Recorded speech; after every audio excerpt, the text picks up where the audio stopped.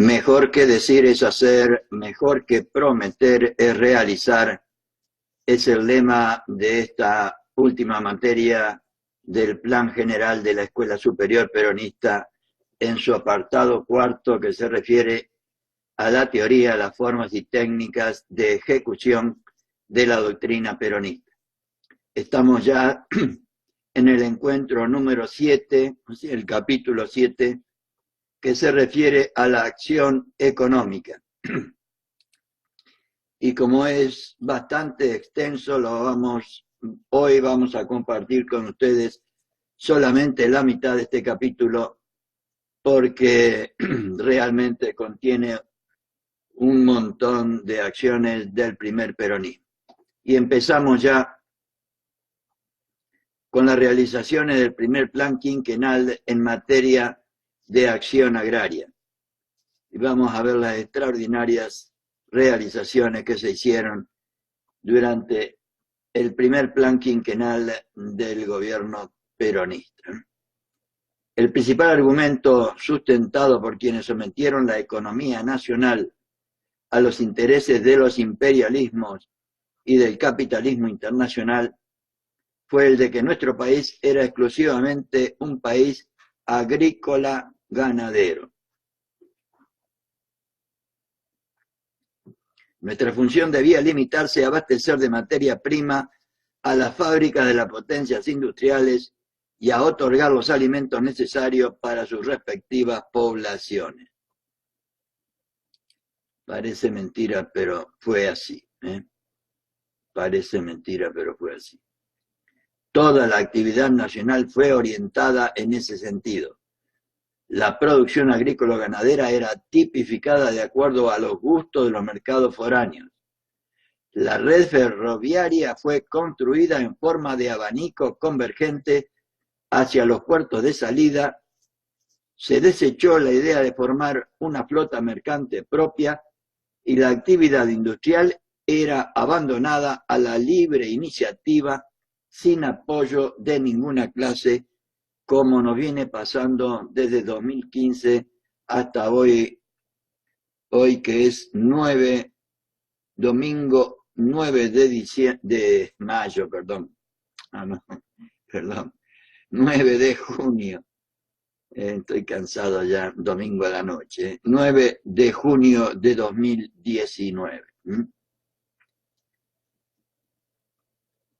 Se buscaba una producción abundante y barata, para ello, claro, aunque esta premisa significara la miseria de los trabajadores del campo argentino. Fue así nomás. Mi padre fue un agricultor toda su vida y la que tuvo que sufrir, Dios santo. Esta mala orientación económica nos llevó a una acentuada vulnerabilidad. Una invasión de langostas, de la que yo recuerdo, sí señor, una invasión de langostas. Yo era chiquitito, supongo que habrá sido en el año 45, 46, en Entre Ríos. Me acuerdo de los lanzallamas, sí señor. Y el olor espantoso que quedaba después de quemar las langostas a la noche, que se juntaban, diríamos, en unos arbustos, unos libustrines que había en mi casa en el campo. Una invasión de langostas, una fuerte sequía, heladas a destiempo o las oscilaciones de precios conmovían fuertemente nuestra estructura interna y hacían aparecer el hambre, la desocupación y la miseria. Toda una descripción de la verdadera realidad de aquella época. Los gobiernos poco hacían para impedir estas desgraciadas situaciones. El comercio de los granos era monopolizado por los consorcios cerealistas internacionales, igual que hoy, compañeras y compañeros. Las carnes tenían un único comprador y los transportes, tanto internos como las carnes, por supuesto, las compraba toda Inglaterra, ¿no? Y los transportes, tanto internos como externos, pertenecían a los mismos consumidores de nuestra producción. En materia agraria, el primer plan quinquenal encontró al país en la siguiente situación, y escuchemos, en lo interno, una acentuada disminución de las áreas cultivadas. Desde 1939 se venían reduciendo a razón de 1 millón de hectáreas por año y una política de precios que no respondía cabalmente a una intensificación de la producción agraria. En lo externo, la terminación de la guerra trajo consigo una desorientación respecto a la estabilidad del mercado de exportación, así como sobre la salida de saldos exportables. Frente a esta situación, el gobierno del general Perón encaró resueltamente la modificación sustancial del engranaje económico general y del agropecuario en particular, transformando el régimen colonial y conquistando su independencia económica. Y escuchemos, compañeras y compañeros, ciudadanos y ciudadanas, los ferrocarriles, los transportes fluviales y marítimos, la eliminación de los trust internacionales del mercado cerealero, la dignificación del trabajo rural, la estabilidad de los productores, fueron jalones de una definida política agraria existente por primera vez en nuestro país. Repito, compañeras y compañeros. Los ferrocarriles, los transportes fluviales y marítimos, la eliminación de los trusts internacionales del mercado cerealero, la dignificación del trabajo rural, la estabilidad de los productores, fueron jalones de una definida política agraria existente por primera vez en nuestro país. Nunca se miró más al campo que a partir de entonces. Anotemos algunos hechos y realizaciones. El decreto 18.290 del 43, pregonando los contratos de arrendamientos, fija la tónica de la política de afincamiento de los productores agropecuarios, En 1945, por decreto 14.001, se dispone la rebaja de los arrendamientos. En 1948 se sanciona la ley 13.246 de arrendamientos y a parcerías rurales, fijando las normas que deben seguir los contratos de arrendamiento, dando categoría de función social a la propiedad de la tierra y prorrogando la estabilidad de los arrendatarios hasta 1956. Hasta 1956. De 1948 a 1956. Estabilidad en los arrendamientos. En 1949 la Constitución justicialista introduce el principio de limitación a la propiedad privada en función del interés social y fija al Estado la fiscalización de la distribución y utilización del campo.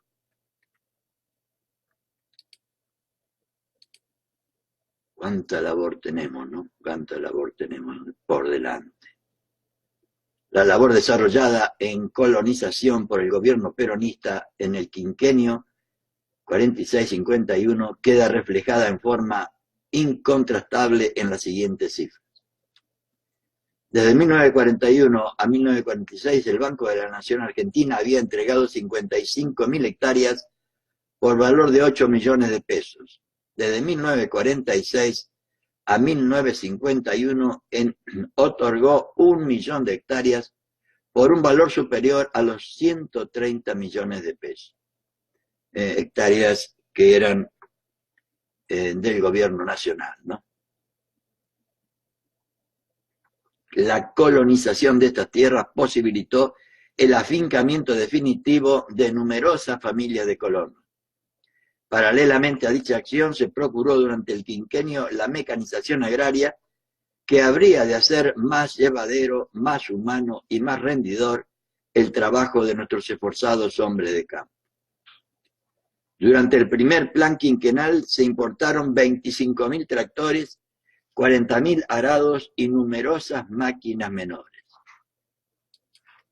La adquisición de tierras propicias para la colonización y de las máquinas necesarias para su laboreo fue facilitada por la oportuna política crediticia del Estado. Fue así nomás. El crédito agrario pasó de 400 millones en 1945 a 2.900 millones en 1951. Esta evolución de la cartera agraria es doblemente significativa si se considera que el crédito no solamente es asignado en función de auxiliar financiero, sino también como orientador de la producción hacia aquellas actividades que más convengan al país. Al final del quinquenio tuvo principio de aplicación el crédito agrario planificado en base al mapa ecológico nacional que asegura la explotación integral de las tierras y la producción selectiva. En cuanto a la enseñanza agrícola, cabe señalar que antes del general Perón la creación de las escuelas de agricultura tenía su origen en la mayoría de los casos en el proselitismo político. Durante el primer plan quinquenal se estableció un plan racional de creación de escuelas, dividiéndose al país en zonas y consultándose las necesidades reales de la agricultura y ganadería de las distintas regiones argentinas.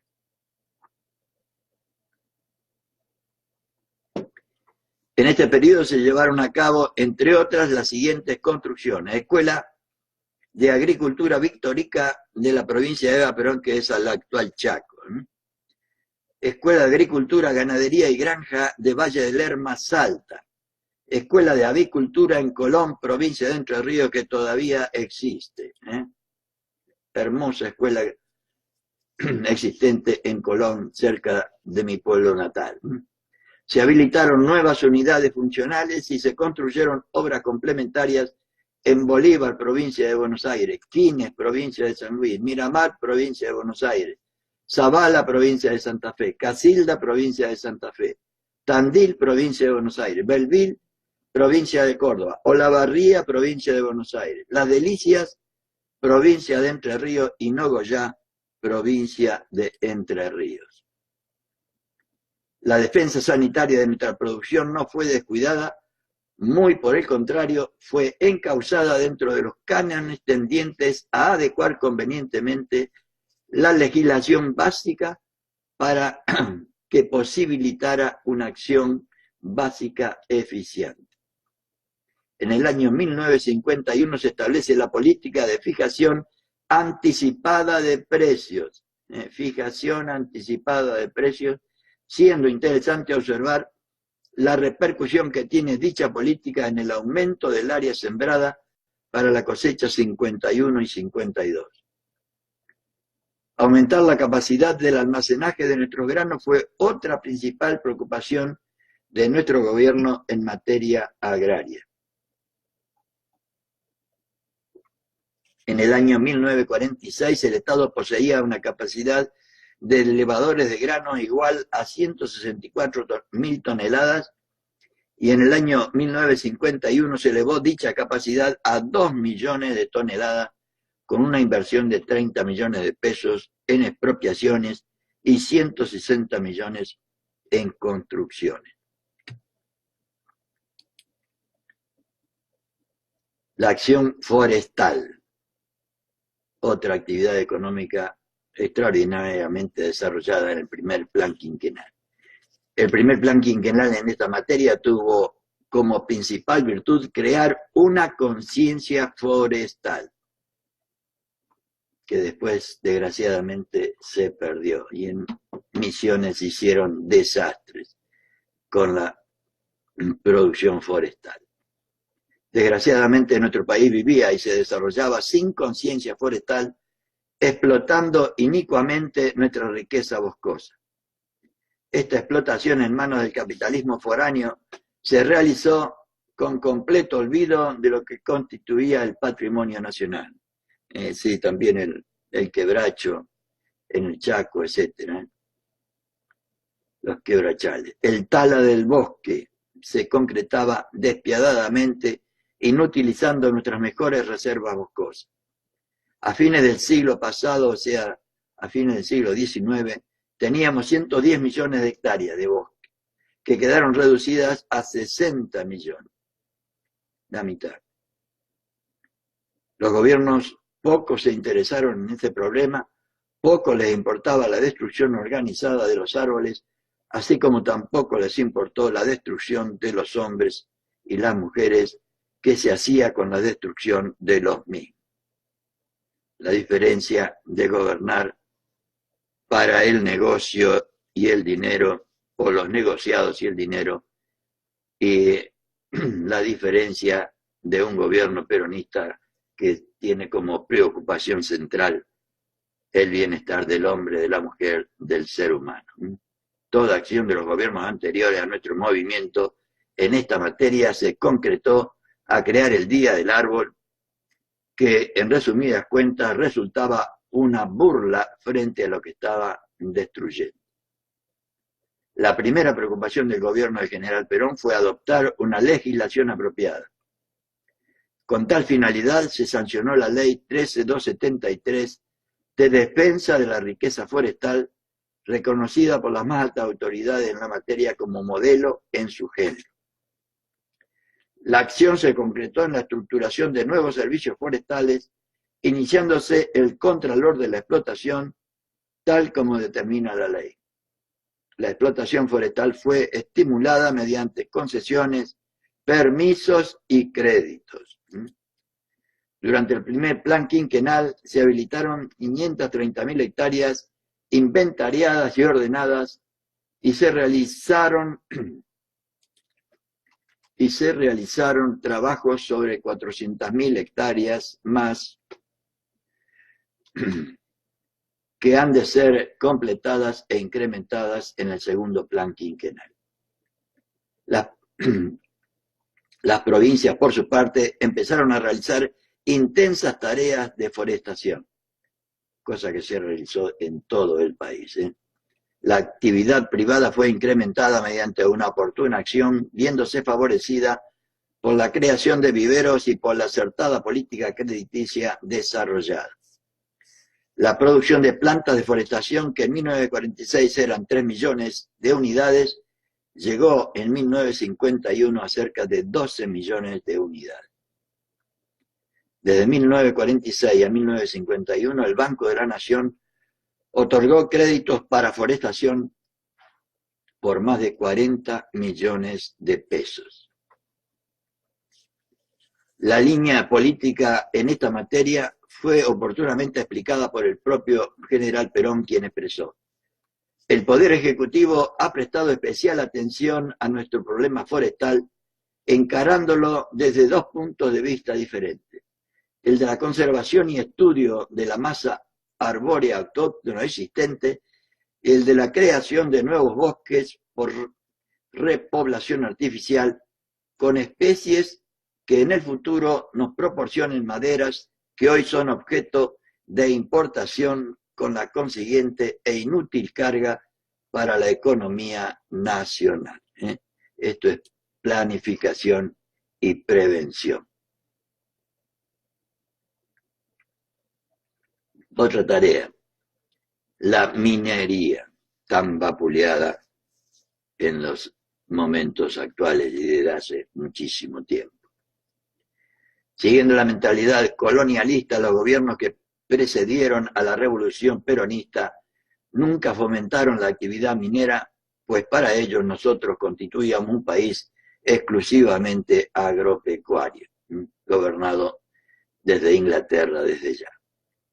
Los aislados esfuerzos de explotación solo se debían a esfuerzos personales que jamás contaron con el apoyo oficial. El Estado se limitaba a registrar dichos descubrimientos, a otorgar concesiones y a realizar algunos estudios geológicos que se vieron malogrados por la falta de una definida orientación. En el país no existía una conciencia minera propiamente dicha, que sirviera de elemento de afincamiento a la política de revisión económica impuesta por el general Perón. La minería común de nuestro país era la llamada pequeña minería, que es aquella que desarrollan pequeños mineros guiados por su experiencia personal más bien que por sus conocimientos técnicos. La actividad minera oficial se reducía al campo de la especulación científica. La acción privada quedaba librada a la suerte del pirquineo y de los intereses de los grandes consorcios. La industrialización del país hizo necesaria una intensa labor de completo desarrollo a la mediana minería y de fomento a la gran minería. Esta orientación se concretó en una intensa acción de auspicio y promoción de todas las actividades vinculadas a la explotación minera. Se llegó a obtener que la producción minera pasara de 362 millones de pesos en 1946 a 8.000 millones en 1951. Para ello fue necesario efectuar una intensa acción crediticia que se concreta elocuentemente en la siguiente cifra. En 1946 el Banco de Crédito Industrial facilitó 400 millones de pesos a los mineros. En 1951 el mismo banco eleva dicha suma a 45 millones de pesos, de 400 a 45 millones. De 400.000 va a 45 millones.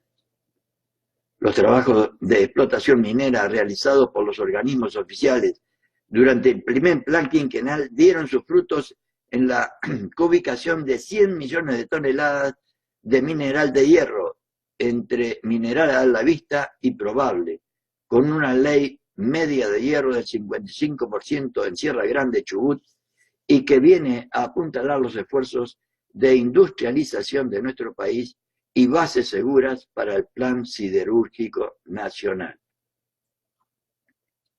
En Farellón Negro, Catamarca, se descubrió una importante mina de oro constituida por una veta de 14 kilómetros de longitud, de un ancho medio de 1 metro y de una ley media de 11 gramos de tonelada. De extraordinaria riqueza si se considera que una mina es explotable con el solo contenido de 2 gramos por tonelada. Estas realizaciones son muestra inequívoca de la orientación impuesta a la materia por nuestro líder, el general don Juan Domingo Perón.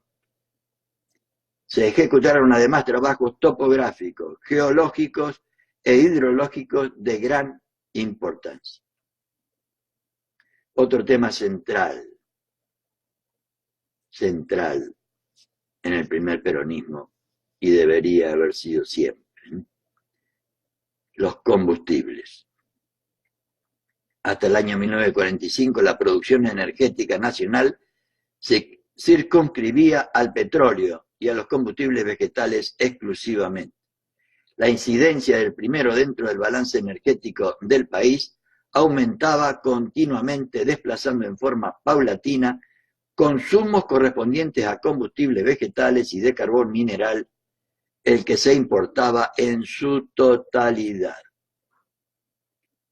La actividad producida en materia de combustible se reducía, pues, a los rubros petróleo, cuya explotación se encontraba en manos del Estado y de empresas privadas de capitales extranjeros, y de combustibles vegetales que se encontraban en cambio en manos de la acción privada de pequeños productores, en su mayoría con una técnica rudimentaria de explotación. La imprevisión de los gobiernos que precedieron al general Perón hizo que durante la guerra pasada, de 39-41 al 45, el país atravesara una dura emergencia, echando mano de numerosos recursos en materia de combustibles, devastando bosques naturales, quemando cereales y sucedáneos y forzando toda maquinaria energética y principalmente la destinada a la producción de combustibles. El gobierno peronista por primera vez en el país enfoca el problema energético de una manera totalmente distinta. Estableció el principio de que el autoabastecimiento energético deberá efectuarse sobre la base de la diversificación de la producción nacional, considerando al petróleo como un elemento a integrarse armónicamente con una intensiva explotación de gas natural, carbón mineral, combustibles vegetales y energía hidroeléctrica. Esto es un plan energético. Y vamos a ver la acción en petróleo. En materia de petróleo, la explotación en el primer plan quinquenal ha permitido incrementar en un 40% nuestras reservas. Por lo general, las empresas industriales del mundo se conforman con tener reservas para 15 años en materia de explotación. En la actualidad, y merced a ese incremento del 40%, nuestras reservas conocidas bastan para 17 años, o sea, que se ha superado el límite de reservas que los intereses privados aceptan para el ejercicio normal de sus actividades en las explotaciones petroleras. La producción fiscal en el primer plan quinquenal ha sido aumentada a pesar de las dificultades en 50.000 toneladas. En 1951 se alcanzó la cifra de 3 millones de metros cúbicos, cantidad de esta que es la más alta desde que se inició la explotación. La capacidad nacional de explotación aumentó en el mismo periodo en 95% con respecto al año 1945. Las destilerías fiscales elaboraron 4.500.000 metros cúbicos de petróleo, o sea, el 60% de la necesidad del país. La capacidad de transporte se ha visto incrementada en más de 100.000 toneladas, elevándose el porte bruto de las unidades de YPF de 281.000, o sea, se ha logrado un aumento del 57%. En la actualidad, yacimientos petrolíferos fiscales está en condiciones de transportar desde puertos de ultramar alrededor de 1.100.000 toneladas con bodega propia, cosa que ya no existe más. Esto representa una economía de más de 20 millones de dólares por año. Asimismo, se construyeron plantas de almacenamiento y se incrementó el plantel de automotores a fin de posibilitar la racional distribución de los combustibles líquidos. Por ahí algún compañero o compañera que me está escuchando ahora o más adelante considera por ahí infructuoso recordar tantos números pasados, pero creo que tener en cuenta en qué consistió la actividad de un gobierno peronista hace ya 70 y pico de años nos debería animar a nosotros a realizar por lo menos una planificación igual o mucho mejor debido a los enormes avances tecnológicos que hemos tenido. Creo que todo esto nos debería animar a todos y a todas a los peronistas que consideramos valiosas estas realizaciones para volverlas a repetir. Referido al gas, hemos dicho que en 1946 no había prácticamente más combustibles que petróleo y combustibles vegetales, ya que ningún gobierno se preocupó por añadir a la fuente de combustible ese gas que se perdía o no se explotaba en Comodoro Rivadavia y otras zonas.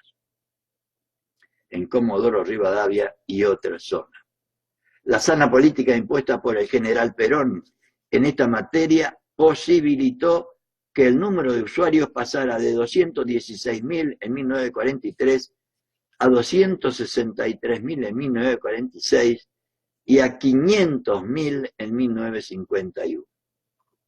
En el año 1943 el gas natural servía solamente a los usuarios en las inmediaciones de los yacimientos. En la época, el 82% del gas estaba en manos de empresas extranjeras. En 1950, gas del Estado tenía incidencia del 98% y el gas de empresas extranjeras era solamente del 2%, compañeras y compañeros. Esta nacionalización de los servicios de gas ha determinado que las poblaciones servidas hayan sido extendidas en el país con sentido social, más que con el criterio exclusivamente utilitario de las empresas capitalistas que los explotaban. Es así nomás, y sigue siendo así. Y hoy tenemos que padecer lo que dicen acá los compañeros, el criterio excesivamente utilitario de las empresas capitalistas que hoy explotan todos nuestros servicios sociales de luz, gas, teléfono, etcétera, etcétera, esquilmando a toda nuestra población. En el año 1943 solamente se servían 29 centros poblados, en el año 50, 52 centros poblados.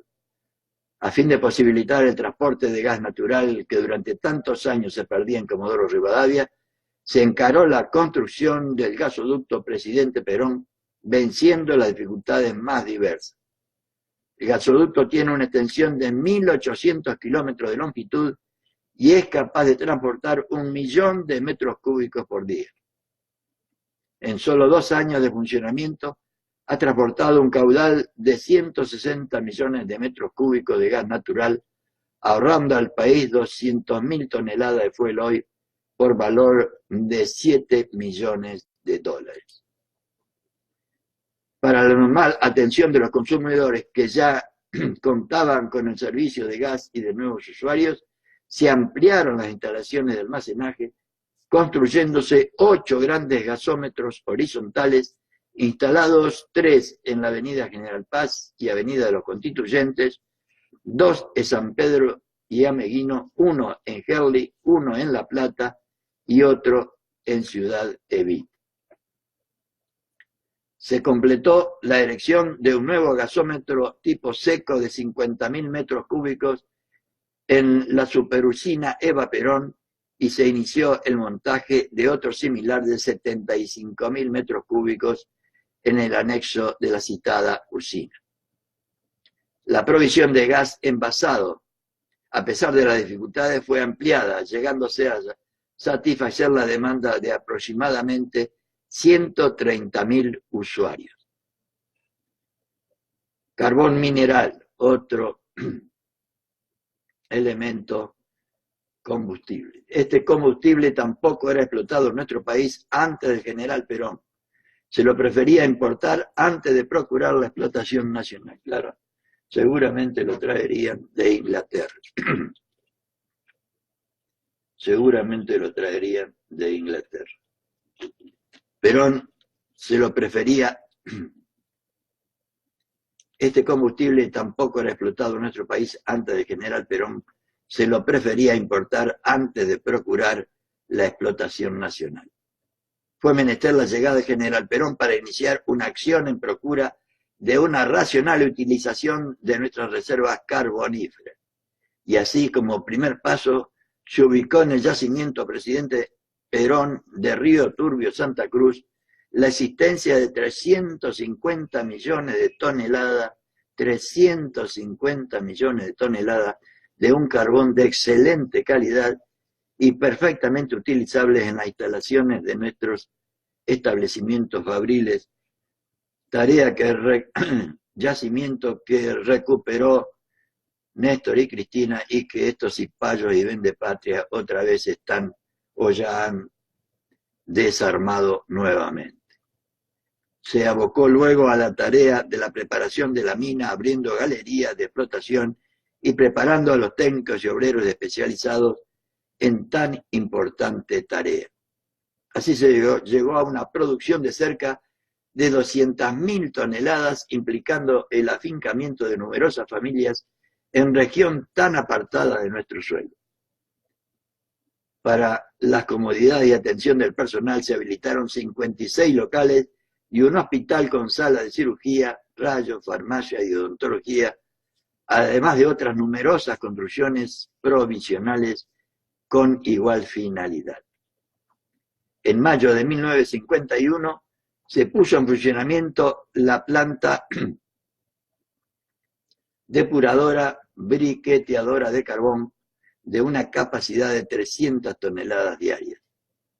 A fin de facilitar el transporte del carbón a los centros de consumo, se construyó en tiempo récord el ferrocarril Eva Perón, que une la mina Río Turbio con la ciudad de Río Gallegos con la finalidad de asegurarle una salida al mar. Se contempló asimismo la construcción de la instalación terminal, instalaciones portuarias, utillaje, instalaciones de carga y descarga para el acopio y transporte de carbón a los centros de consumo. Cabe destacar también la intensa labor de explotación llevada a cabo en la mina San Eduardo Neuquén y Los Castaños en Mendoza. Además de las zonas mencionadas, prosiguieron en todo el país las labores de investigación para determinar la existencia de cuencas de combustibles y potencialidad de las ya conocidas. En este orden, la explotación se extendió a La Rioja, San Juan, Mendoza, Misiones y a los territorios hoy provincias de Chubut, en Comodoro Rivadavia y Santa Cruz. Otro tema importante, combustibles vegetales y derivados. El gobierno peronista, por intermedio de las empresas de energía, ha encarado durante el primer plan quinquenal el estudio y planeamiento de la población y repoblación forestal de espacios adecuadas a la producción y combustibles y la industrialización y comercialización de los productos y subproductos que obtiene en sus bosques, así como el estudio de la fabricación de alcohol destinados a combustibles. Se ha iniciado en el establecimiento de Mazaruca, en Entre Ríos, la creación de bosques artificiales de eucaliptus con una plantación de 5 millones de árboles por año que permitirá la extracción de 500.000 toneladas anuales de leña. Y después también en el camino de Colón a Villa Elisa, en Entre Ríos, se realizaron inmensas plantaciones de eucalipto. En lo que se refiere a la fase industrial y comercial, se está instalando en los bosques vírgenes de Los Tigres, en el Chaco santiagueño, un obraje que produce 2.000 toneladas mensuales de carbón vegetal, además de leña, postes, durmientes, rollizos, etc. Se experimentó con éxito la utilización de gasógenos para ganar motores industriales. La obra realizada ha propiciado la creación y afianzamiento de núcleos de población en zonas alejadas y generalmente de escasa potencialidad económica, creando riquezas y fuentes permanentes de trabajo, mejorando las condiciones de tareas y nivel de vida del trabajador y de la trabajadora, que fue siempre la principal, la primera y última preocupación de todo gobierno peronista y que debería seguir siendo en todos nosotras y todos nosotros. Y con esto, compañeras y compañeros, termino esta primera parte de la acción económica del primer gobierno peronista compartido esta noche con ustedes del domingo 9 de junio ya de 2019. Y seguiremos compartiendo esta semana todo el programa de las realizaciones del peronismo para empezar ya la semana que viene con lo mucho que nos falta sobre la doctrina peronista en sus diversos aspectos. Muy buenas noches a todos y a todas, deseándoles lo mejor, felicitando a los compañeros y compañeras de la provincia de Entre Ríos, de Tucumán y de otras provincias que han hecho el esfuerzo para que un gobierno nacional y popular alcance el gobierno de sus respectivas poblaciones. Muy buenas noches a todos y a todas.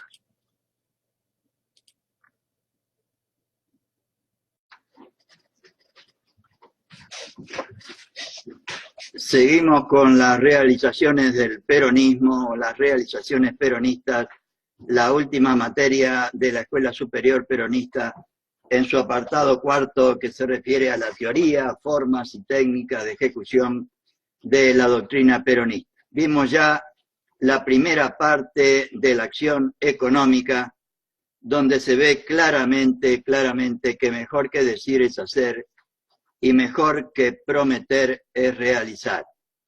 Vamos a continuar hoy con esta tarea que nos venimos imponiendo de compartir con todos ustedes y todas ustedes el pensamiento político de General Perón y sus realizaciones, fundamentalmente porque las realizaciones es donde terminan las promesas, las mentiras y las palabras. Las realizaciones son el mejor legado, el mejor mensaje que uno puede dejar a cualquier persona sobre la valía de un proyecto político. Y seguimos entonces con las realizaciones económicas en lo hidráulico, la hidráulica. En esta materia, como en tantas otras, el gobierno peronista heredó una pesada herencia. Las obras hidráulicas y de riego eran, hasta 1943, armas políticas que se esgrimían en las épocas preelectorales para engañar a la gente, ¿no? Poco o nada se hizo en ese sentido y el sistema hidrográfico argentino era desperdiciado. En el primer plan quinquenal se encaró con verdadero sentido la enorme importancia que significaba encauzar estas corrientes de agua para poder fecundar nuestras tierras, extrayéndoles una mayor riqueza. El general Perón, en su primer mensaje al Honorable Congreso de la Nación, en ocasión de su ascensión a la primera magistratura del país en junio, el 4 de junio de 1946, nos decía lo siguiente: como corolario de las preocupaciones que han encontrado cauce en maduras iniciativas propiciadas por el Consejo Nacional de Posguerra, del cual ya hemos hablado, propulsé la realización de un programa de aprovechamientos hidráulicos orgánicamente correlacionados con el desenvolvimiento económico de cada región del país y que enfoque simultánea e íntegramente las distintas necesidades a cuya satisfacción puede contribuir según un racional orden de prioridad. Para entender mejor esto, siempre tenemos que tener en cuenta que Perón tomó a la República Argentina, a nuestro país, como una sola unidad, como una sola organización, y todo lo pensó y lo planificó teniendo en cuenta la realidad del conjunto del país, y nos pidió siempre y nos pide siempre que tengamos en cuenta esta forma de ver y de encarar la política. En materia hidráulica, entonces, se iniciaron los estudios integrales de las cuencas de los ríos Pasaje, Mendoza, Salí y los afluentes de Jáchal, el Santa Cruz y ríos del macizo puntano. Recién ahora, con el gobierno de Néstor y Cristina, se iban a hacer 2 represas sobre el río Santa Cruz, que este gobierno cipayo y vendepatria lo ha paralizado. Además, se iniciaron por primera vez en el país los estudios acerca de una fuente hidráulica extraordinaria, los de nivología, para la predicción de los caudales de los ríos de la alta cordillera. Nivología, el estudio de las nieves, para la predicción de los caudales de los ríos en la alta cordillera.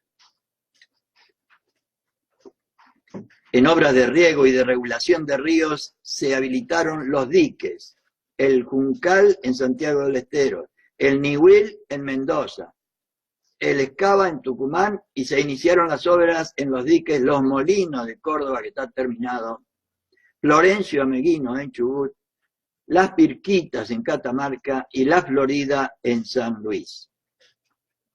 En obras de riego exclusivamente se destacan, entre otras, el dique nivelador de Los Quiroga en Santiago del Estero, obras varias en Catamarca, La Rioja, San Luis, Santiago del Estero, Tucumán, Río Negro y Salta, confirmando lo que yo les decía antes, la labor integral nacional verdaderamente federal que realizó el peronismo en el primer plan quinquenal. Esta fue la gran acción del peronismo durante el primer plan quinquenal en materia hidráulica, realizada teniendo presente el aspecto social de las obras. Siempre todo lo que hizo Perón fue en función social, en función de las necesidades de las personas, de los hombres y mujeres que habitan nuestro suelo. Las mismas se realizaron no para hacer alarde de técnica, sino para cumplir una finalidad específicamente social, el procurar un más alto bienestar al pueblo argentino. Esta es otra de las maneras de buscar la felicidad del pueblo, que consiste en brindar a todas y todos nosotros mayores posibilidades del ejercicio de nuestros derechos. La posibilidad de realizarnos en lo personal, pudiendo ejercer los derechos de salud, educación, etc. Y en este caso, los derechos correspondientes a el uso adecuado del agua para las distintas necesidades de los seres humanos. Otra tarea importantísima del primer peronismo, absolutamente crucial, la energía eléctrica. Hasta el año 1945, poco se procuraron los gobiernos anteriores al general Perón el problema energético del país, poco preocuparon. Ellos partían de la base de que el nuestro era un país esencialmente agropecuario, un país de explotación capitalista, un país colonial, que por lo tanto no necesitaba tener energía hidroeléctrica. Pareciera la mentalidad de los que hoy nos gobiernan en 2019. Aquellos gobiernos se limitaban a otorgar concesiones de servicios públicos y a veces llevaban el control de la misma realizando una precaria fiscalización como la que hoy se realiza en la República Argentina, lamentablemente. El gobierno peronista se abocó de inmediato al estudio y trazado de un plan de electrificación del país a fin de superar el déficit a que lo habían conducido las empresas de capital extranjero que tenían a su cargo la prestación de dicho servicio. Como lamentablemente también nos pasa hoy en la mayoría de ellos. Y encima son capitales ingleses. Durante el primer plan quinquenal se desarrolló una amplia acción y aun cuando en este sentido el incremento de la actividad ha sido extraordinario, todo lo realizado en esta materia aún no aparece en su plenitud, puesto que todo lo realizado no alcanza a mediar la incuria de tantos años. El 14 de febrero de 1947, por decreto del Poder Ejecutivo, se crea la Dirección General de Agua y Energía Eléctrica, fusionándose al efecto la Dirección General de Centrales Eléctricas del Estado y Exdirección de Irrigación. Desde este organismo se realizó la gigantesca tarea dispuesta realizando, escuchen bien compañeras y compañeros, 37 disques, 45 obras de riego, 14 de desagües y saneamientos rurales, 14 fluviales, 44 centrales hidroeléctricas, 11 centrales termoeléctricas, 34 líneas de transmisión y una crecida cantidad de obras menores. En 1946 en nuestro país se generaba energía en orden de los 3.327 millones de kilovatios hora por año, y en 1950 ya teníamos 5.000 millones de kilovatios hora por año. En 1946 el Estado no tenía ninguna central eléctrica. Hoy administra 51 centrales con 83.700 kilovatios de potencia instalada. Hoy es el año 1954-55. Tengamos en cuenta que esto que estoy compartiendo con ustedes es el libro de las realizaciones del peronismo de la Escuela Superior Peronista, cuya confección se hizo seguramente entre el año 54 y 55. En 1946 el Estado no tenía ninguna central eléctrica. Hoy administra 51 centrales con 83.700 kilovatios de potencia instalada. Esta cifra representa el 60% de toda la potencia que la acción privada instaló desde 1936 a 1946, en 10 años.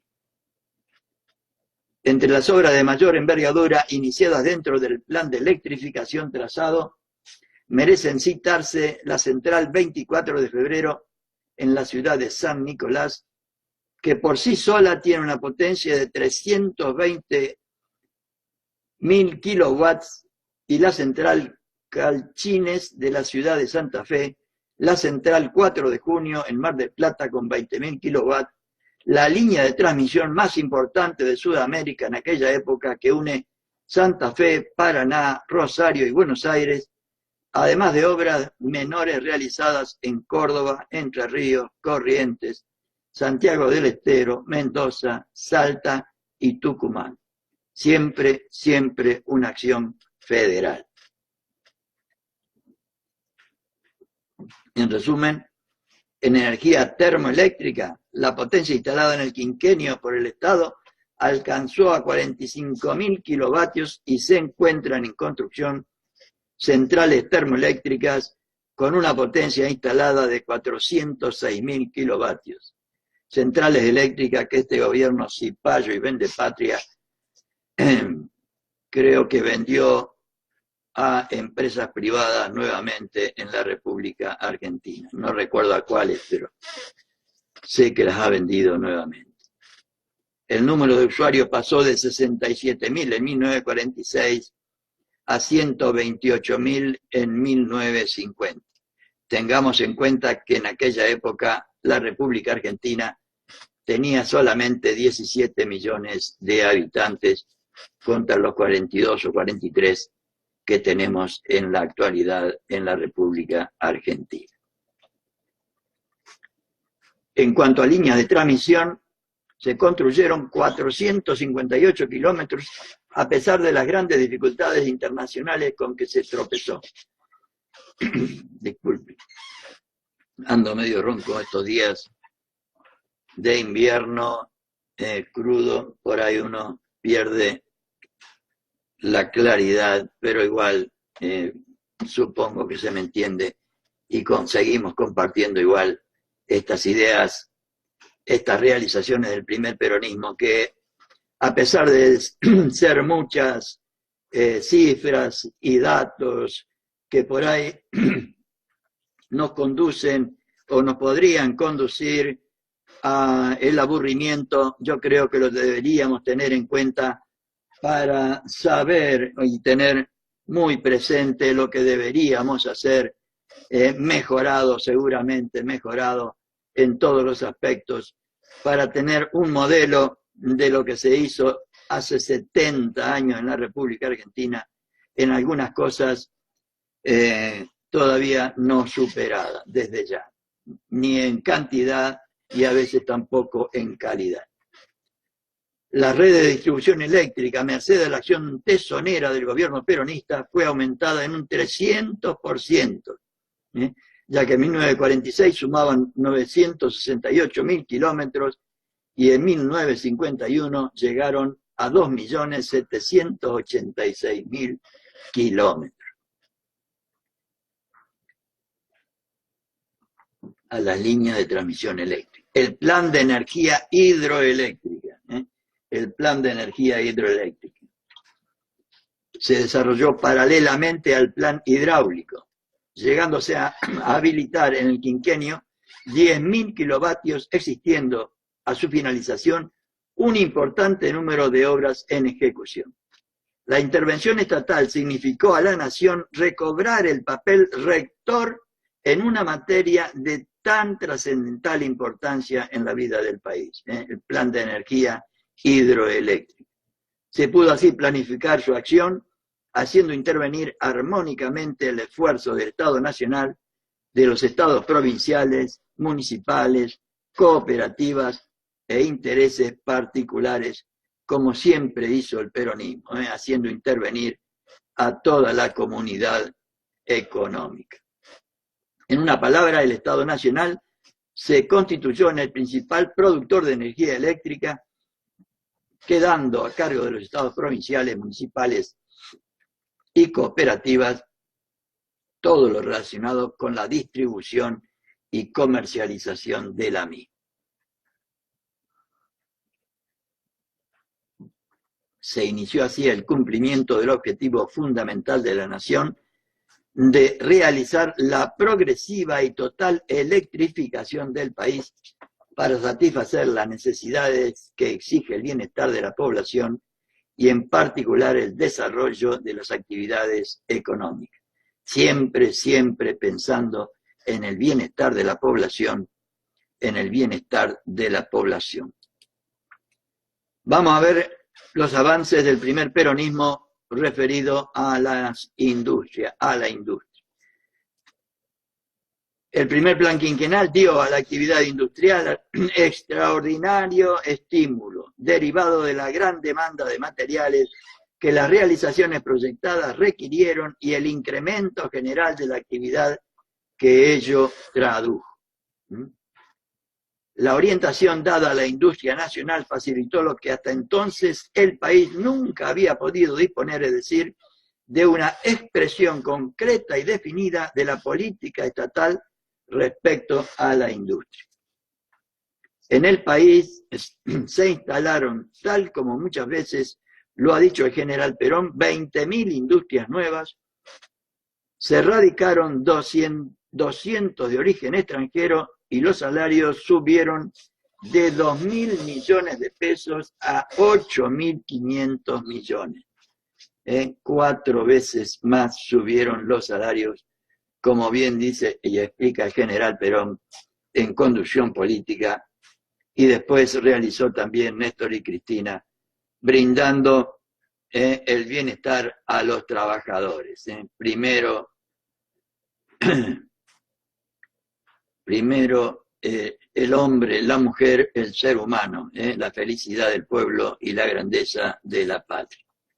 Se fijaron normas de fomento desde largo tiempo reclamadas, estableciéndose las medidas aduaneras de defensa correspondiente de la industria nacional desde ya, liberándose o se rebajaron los derechos aduaneros, se previó el otorgamiento de subsidios, se graduaron las medidas de cambio, se propició la desgravación impositiva y una nueva tarifa de evalúos. Bien nos vendría a realizar todas estas cosas en la República Argentina 70 años después, estableciéndose medidas aduaneras de defensa de la industria correspondiente, liberándose o se rebajaron los derechos aduaneros, se previó el otorgamiento de subsidios, se graduaron las medidas de cambio, se propició la desgravación impositiva y una nueva tarifa de evalúo. Por medio del Banco de Crédito Industrial se fijaron créditos convenientes, no al 70% como tenemos ahora, destruyendo toda la pequeña y mediana empresa.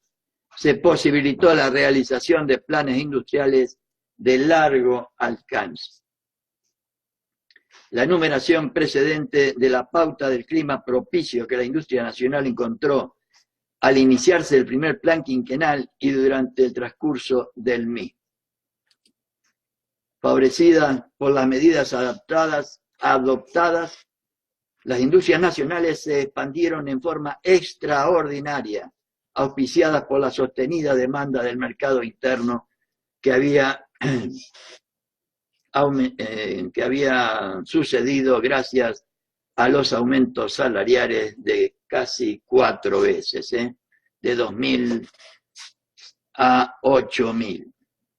Este, fortalecido por la gran actividad en el cumplimiento del plan, aumentó su potencial adquisitivo de tal forma que en muchos casos los consumos unitarios en ciertos bienes de consumo, alimentos, textiles en general, artículos de cuero, superaron las previsiones más optimistas y trajeron en numerosos casos la insuficiencia en la población industrial del país.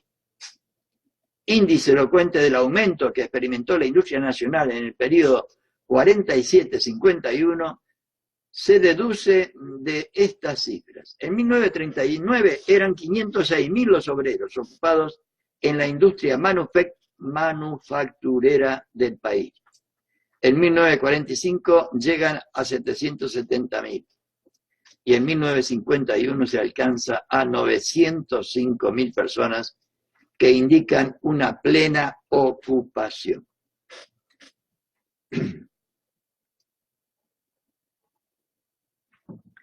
En vez de cerrar las industrias como nos pasa lamentablemente en 2019, el número de establecimientos por su parte alcanza en 1948 al doble de los registrados en 1925 y la producción medida en volumen físico aumentó su índice desde 90,6 en 1939 hasta 152,8 en 1951, proporcionando por ende un mayor bienestar a las familias de los trabajadores y trabajadoras.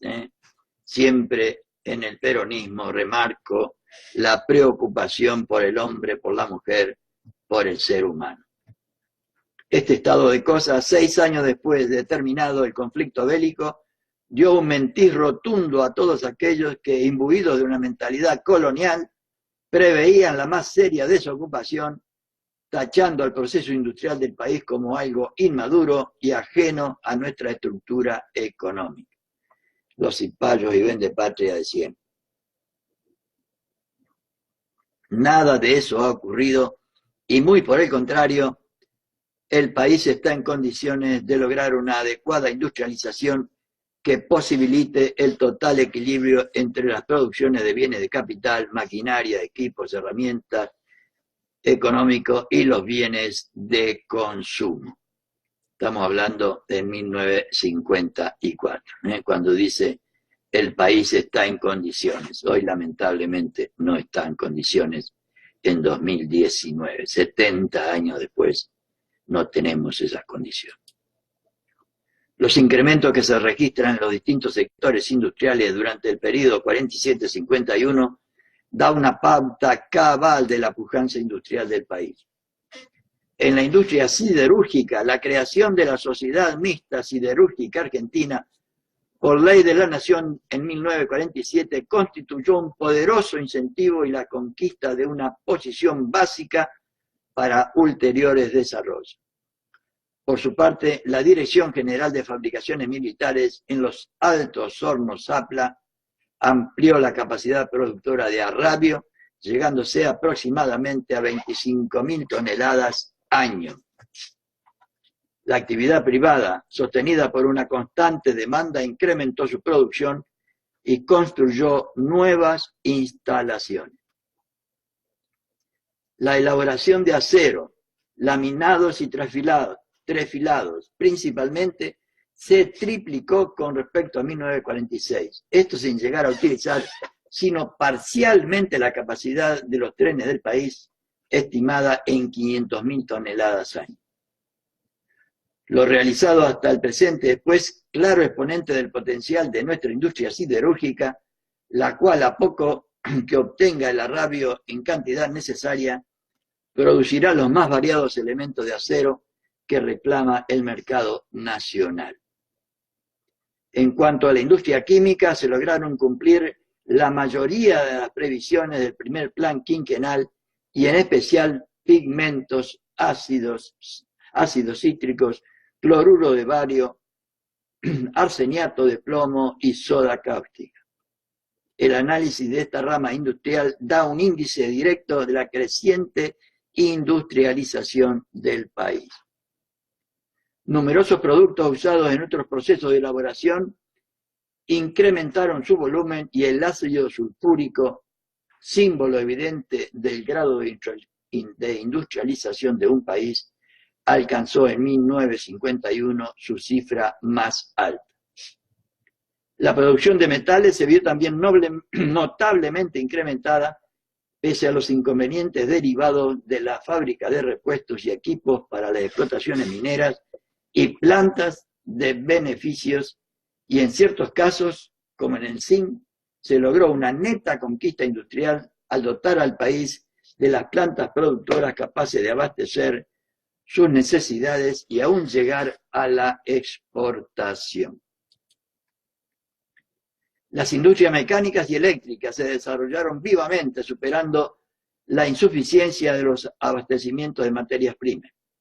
La producción de motores y maquinarias incrementó su volumen físico desde 1946 a 1951 y debe destacarse los trabajos de gran aliento llevados a cabo, como por ejemplo locomotora tipo diésel y vapor, con innovaciones ventajosas, aviones de motor común y a reacción, tractores, automotores, etc. Cosa que nada o casi nada de esto existe hoy en nuestro país de producción exclusivamente nacional, como había en aquella época.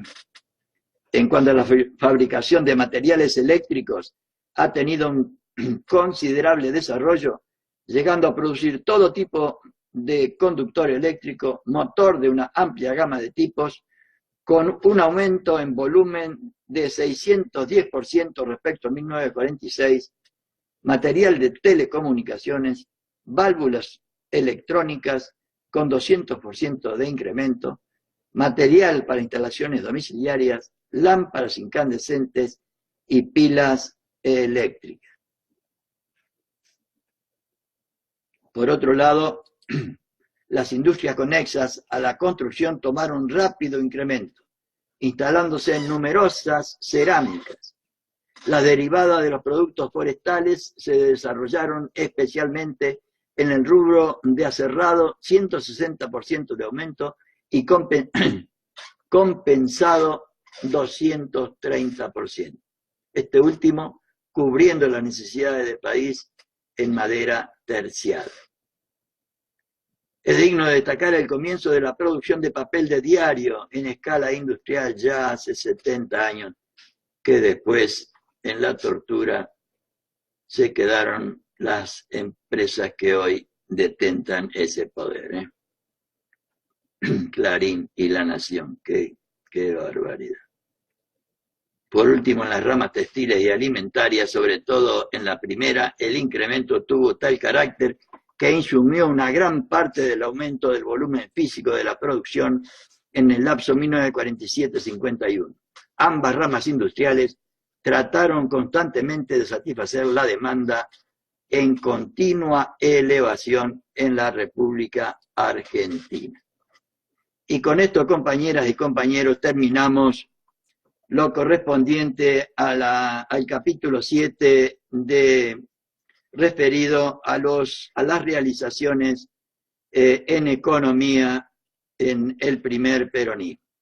Y hace unos días el compañero Julio De Vido, que fue ministro de Néstor y de Cristina durante 12 años, hizo una enumeración de lo realizado mediante la gestión del gobierno de Néstor y Cristina, que en homenaje al compañero que está sufriendo por las razones que ahora vamos a ver, la cárcel, por estos cipayos y vendepatria que hoy nos gobiernan, en homenaje al compañero y en homenaje a Néstor y a Cristina, que realizaron las tareas para felicidad de nuestro pueblo y la grandeza de la patria, voy a compartir con ustedes este texto del compañero Julio De Vido, que apareció hace unos días atrás y que dice 600 días, se refiere por supuesto 600 días de cárcel que está sufriendo injustamente el compañero. 600 días, 2 puntos, entrega, cárcel y macrismo por Julio De Vido, eso lo agregué yo. Y el compañero dice lo siguiente: estoy orgulloso, no me arrepiento, y lo pone con mayúscula, de haber protagonizado junto a Néstor y Cristina, de haber protagonizado la recuperación del correo argentino en manos del grupo Macri. No voy a hacer más comentarios porque quiero que ustedes conocen toda la realidad actual, así que no hace falta que yo haga ningún comentario. Entonces el compañero dice: estoy orgulloso, no me arrepiento de haber protagonizado junto a Néstor y Cristina de la recuperación del correo argentino en manos del grupo Macri, de la recuperación del espacio radioeléctrico, de la recuperación de aguas argentinas, de la recuperación de aerolíneas argentinas, ni me arrepiento de haber recuperado YPF, recuperado para el Estado Nacional YPF, ni me arrepiento de haber peleado contra Clarín, caducando la licencia de Fibertel, aplicando la ley de medios que debe volver a tener vigencia.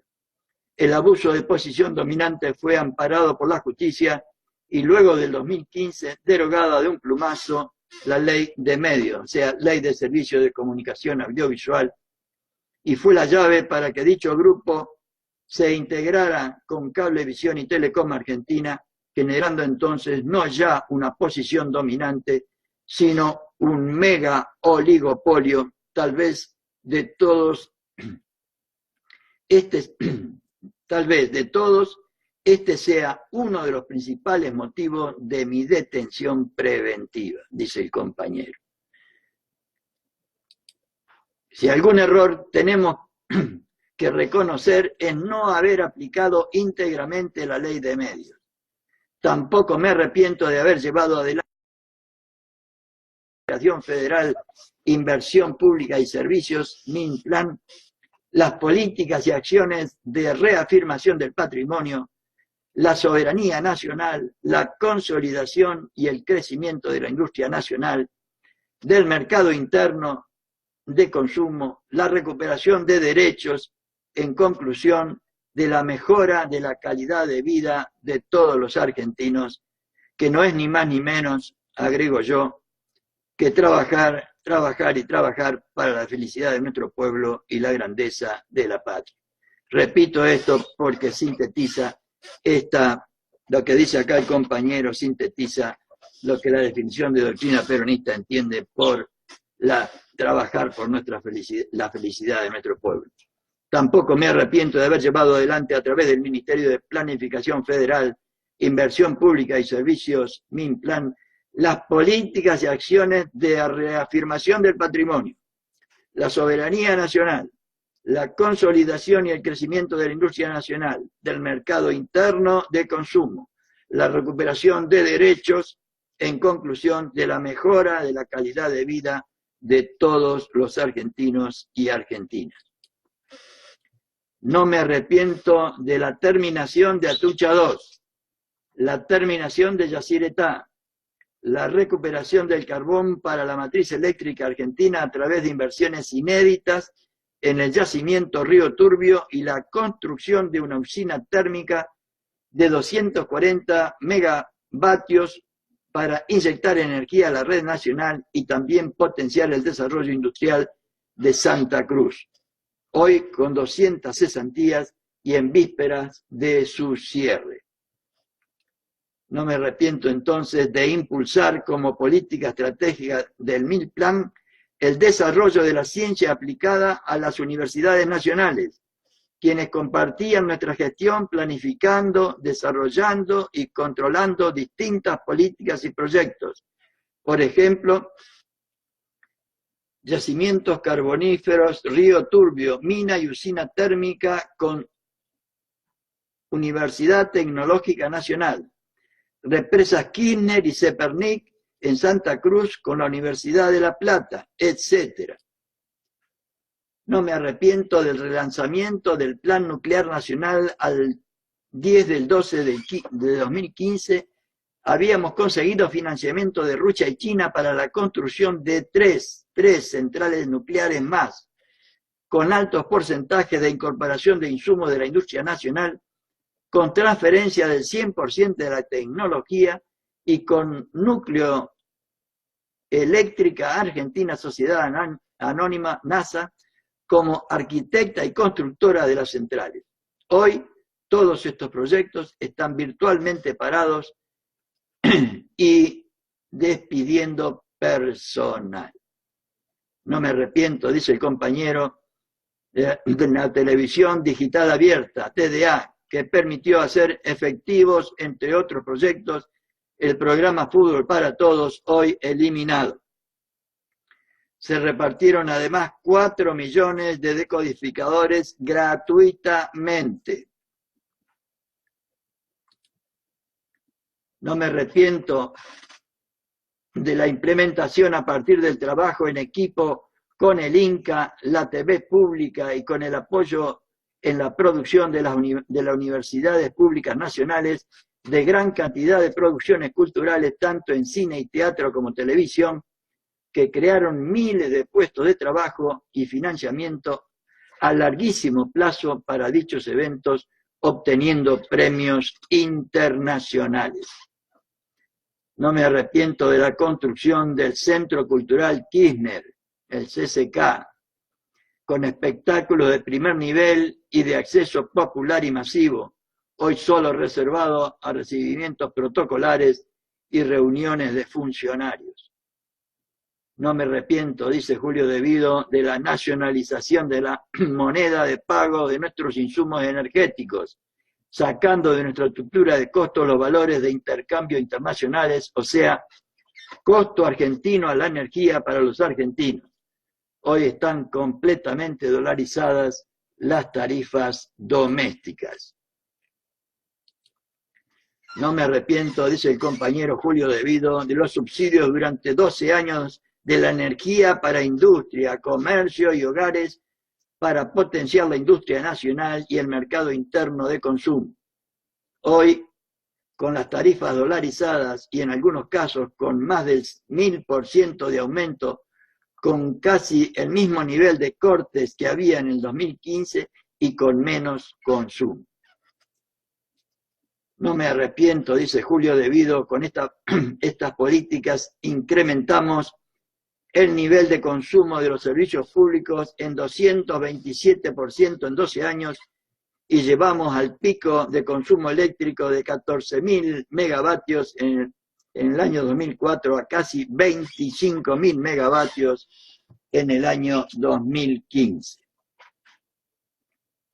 No me arrepiento de la recuperación del protagonismo del Estado en la generación eléctrica a través de NARSA, con la construcción de las centrales Belgrano, San Martín 1 y 2, Ensenada de Barragán, Estanislao López, Almirante Brown, todas hoy han sido privatizadas, como yo trataba de compartir hoy con ustedes, privatizadas. No me arrepiento, dice, porque se incorporaron sin necesidad de aumento de tarifas 12.400 megawatts al sistema nacional interconectado. Se construyeron en la misma condición 5.500 kilómetros de líneas eléctricas de extra alta tensión.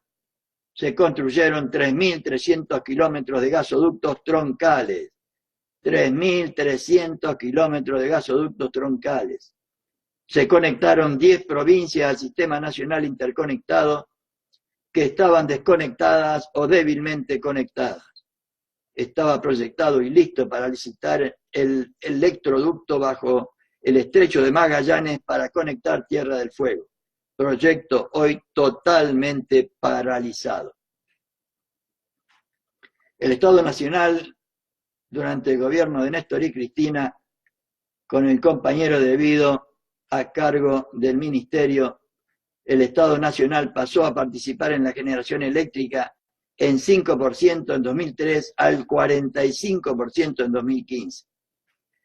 El privado nacional pasó del 13% en el 2003 al 30% en el 2015. Con estos porcentajes queda claro el giro de 180 grados en la política energética del actual gobierno, que apuesta a que el capital extranjero recupere el 53% que perdió en la década ganada de Néstor y Cristina con el compañero debido realizando estos trabajos.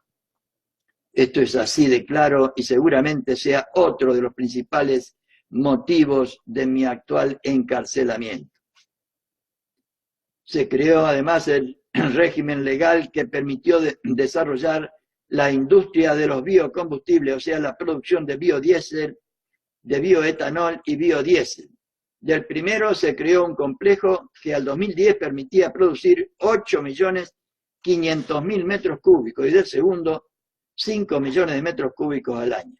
No había ninguna planta en el año 2003.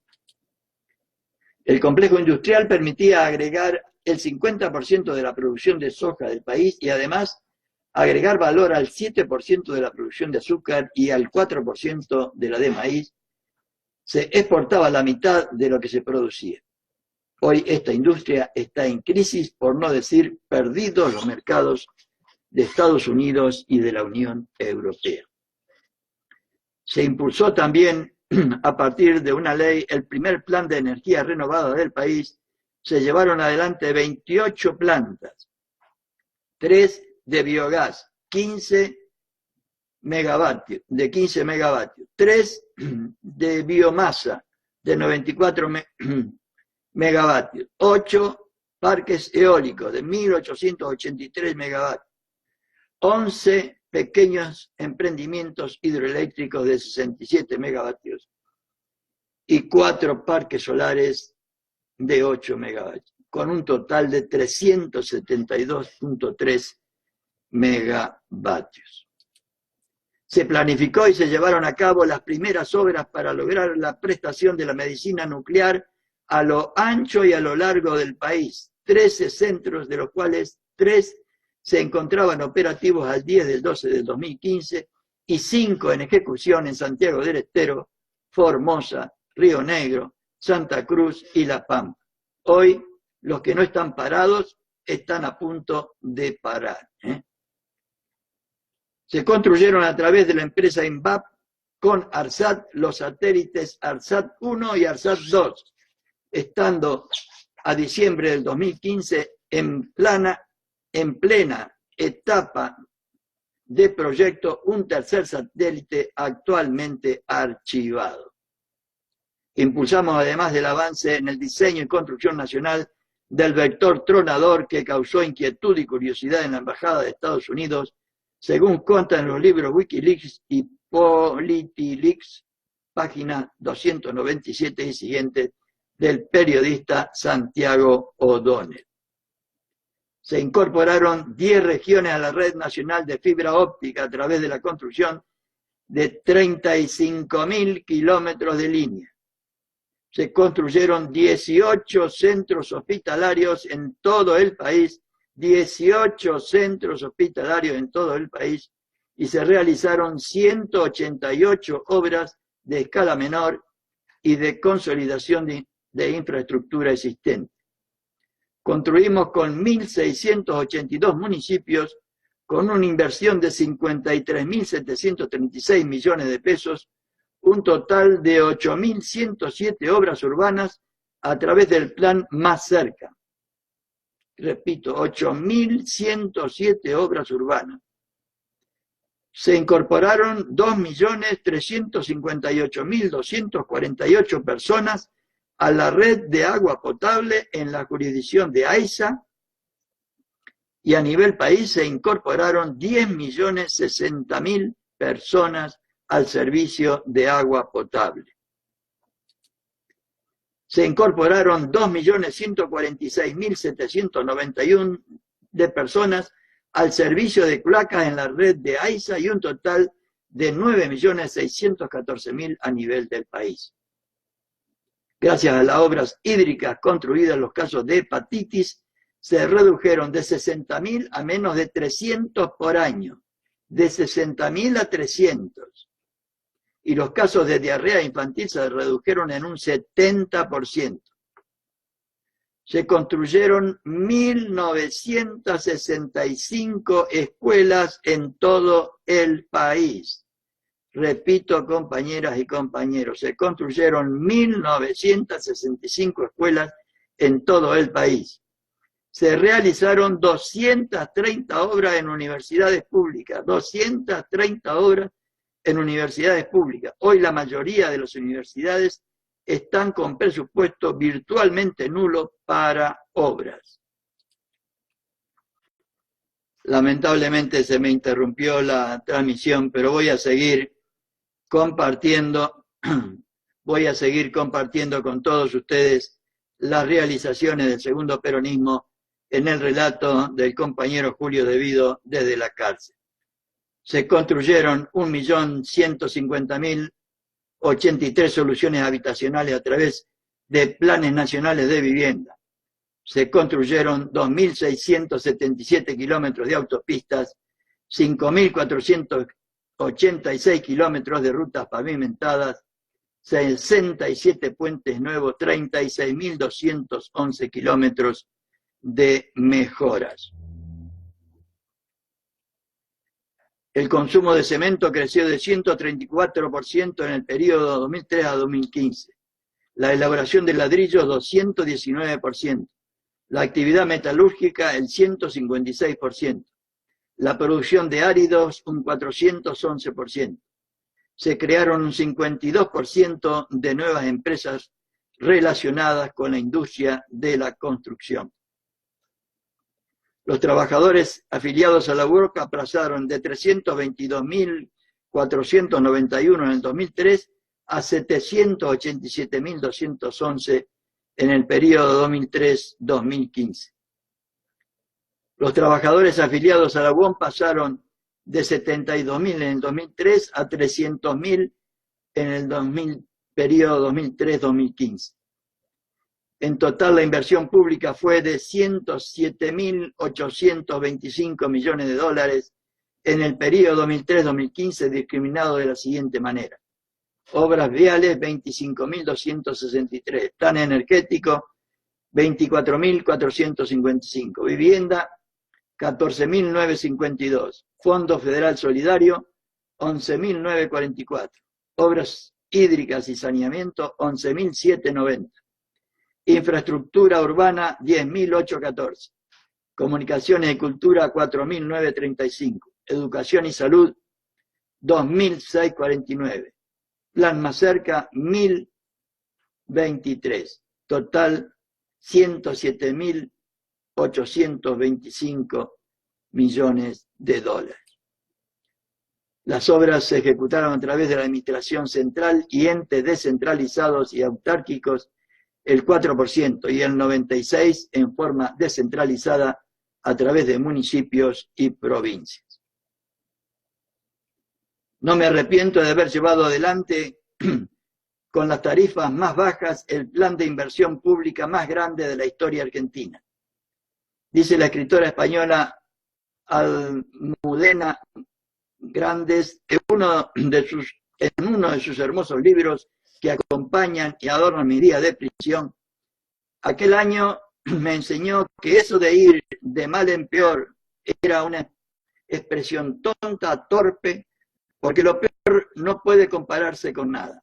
Lo peor es un saco sin fondo, un pozo infinito, un túnel negro donde los desesperados que se arrastran a tientas sin atreverse a mirar para arriba no llegan nunca a atisbar la luz. Desde que acabó la guerra, se refiere a la guerra civil española, yo sabía que lo peor estaba por llegar, que acechaba detrás de una hoja del calendario, pero jamás imaginé que fuera tan enorme, tan inacabable, tan devastador. Y escuchemos, compañeras y compañeros, la última opinión de Julio Miguel De Vido. Somos peronistas, demos la pelea con dignidad, no debemos rendirnos nunca ni ante lo peor que estamos atravesando. Estemos orgullosos, no bajemos la cabeza. Nuestros conductores, Perón, Evita, Néstor y los compañeros muertos y desaparecidos, no se lo merecen. ¡Viva Perón! ¡Viva la patria! Julio Miguel De Vido, Marcos Paz, junio de 2019. Y con esto, compañeras y compañeros, finalizamos hoy pidiendo la disculpa del caso porque se interrumpió la transmisión, la tuve que renovar. Pero teniendo en cuenta las realizaciones del primer peronismo y del que para mí fue el segundo peronismo, el realizado por Néstor y Cristina de 2003 al 2015. Muy buenas noches a todos y a todas, y será hasta mañana, si Dios así lo permite.